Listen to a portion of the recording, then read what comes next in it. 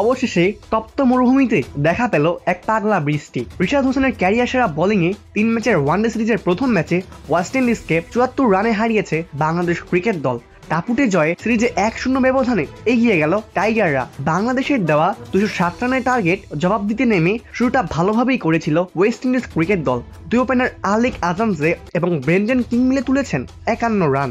শুরুতে ধুমধারাক্কা ব্যাটিংয়ে গিয়েছে ক্যারিবিয়ানরা, পরে ধীরে ধীরে কমেছে রানের গতি। দলের 51 রানের মাথাতে 36 বলে 27 রান করে বিদায় নেন আথানজে। তাকে ফিরিয়েছেন রিশাদ হোসেন। তখনই যেন উইকেট নেওয়ার দোকান খুলে বসেছিলেন রিশাদ। একের পর এক ক্যারিবিয়ান ব্যাটারকে ফিরিয়ে তাদের চাপে ফেলে দেন রিশাদ। 3 নম্বরে নামা ক্যাসি কার্টি 30 বলে 9 রান করে বিদায় নেন। সেট হয়ে যাওয়া কিং ফিরেছেন 60 বলে 44 রান করে।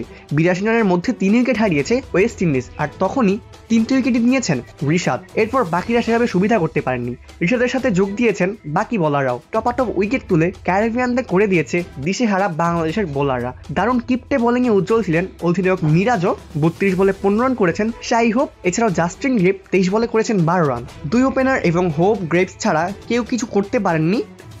নিয়মিত বিরতিতে উইকেটের পর উইকেট হারিয়েছে ওয়েস্ট ইন্ডিজ, আর তাতেই মাত্র 133 রানে গুটিয়ে গেছে ক্যারিবিয়ানরা। 51 রানের মধ্যে শেষ হয়েছে ক্যারিবিয়ানদের শেষতম 8 উইকেট। বাংলাদেশের হয়ে 6টি উইকেট নেন রিশাদ হোসেন, 2টি উইকেট নেন মোস্তাফিজুর রহমান, 1টি উইকেট নেন তানভীর ইসলাম এবং মেহেদী হাসান মিরাজ।